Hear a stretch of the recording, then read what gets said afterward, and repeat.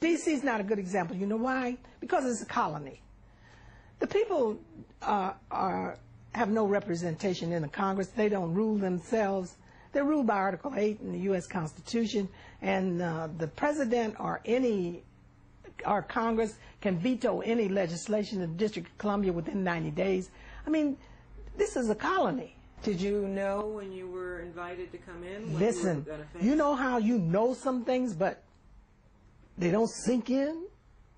I knew this was a colony, sure. I'd read the U.S. Constitution. I knew Article 8. Yes, I knew it. But it didn't sink in until I got there.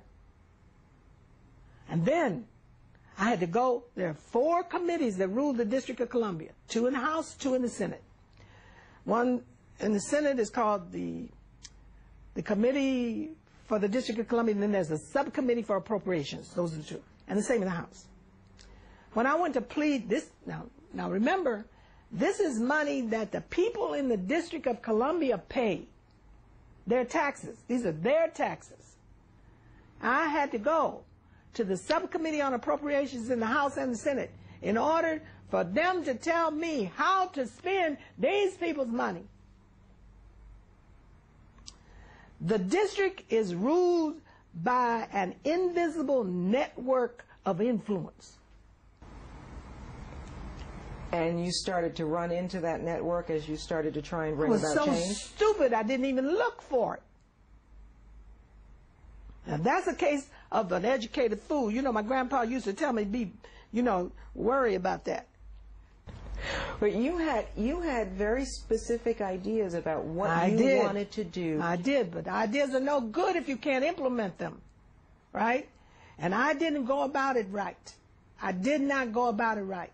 An intelligent person with the education that I had should have gone in there and first found the network. And I had plenty of opportunities. I had plenty of opportunities to learn this. At 5 o'clock one morning, Senator Henry Jackson called me up and he told me at 9 o'clock, I want you to meet with a constituent of mine from Walla Walla. She is selling some kind of materials for school. I'm sure that you will be interested. Hello? This is Senator Jackson calling me at home and telling me, I don't care what's on your agenda for today. At 9 o'clock, you're meeting with my constituent from Walla Walla and you're going to buy her stuff. And you didn't adjust well to that, obviously. I did it. Up to a certain point. I did it. I wasn't going to defy Senator Henry Jackson. Are you serious? Well, you did it, but you didn't perhaps do it with the expected humility. Oh, maybe not, but I did it. I sure met with her and bought her stuff. You hear me? I was superintendent from 73 to 75. At what point did you begin, or did you begin to think, this is really not going to work here? July 1, 1974.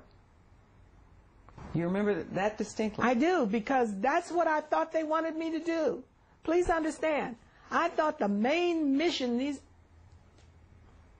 I thought the primary reason for my selection was to decentralize the D.C. school system. That's all they talked to me about.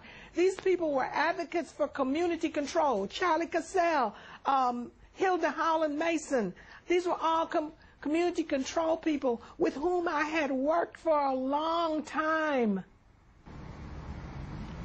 And so you believed that that's what their real priorities were? In my heart of hearts, I thought that if I could do this one thing, they would love me forever. And you realized that it was not, their primary concern was not necessarily better education for the kids. It was making sure that their top priority was not better education for the kids through the decentralization of the system.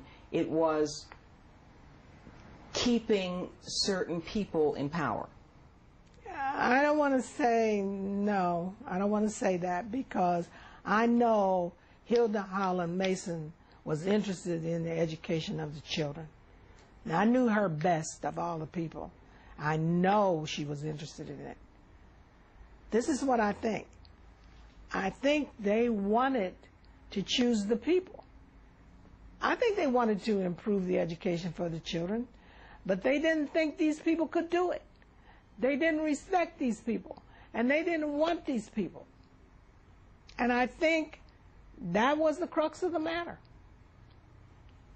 And was it that you believed that these people could do it, or that you could not get rid of these people? Both. I believed they could do it, and I believed I couldn't get rid of them. I know I couldn't. I didn't have any money.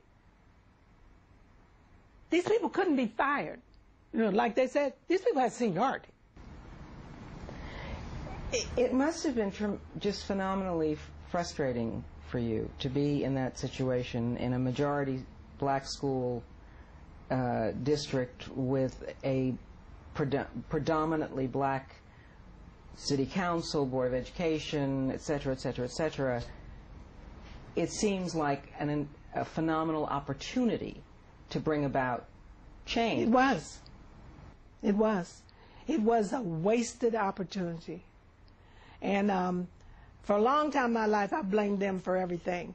But I take my responsibility for it, too. There are just some things that my knowledge and my intelligence should have told me that failed.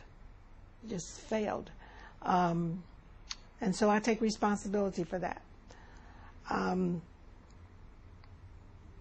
But I misread them completely. I just misread them completely.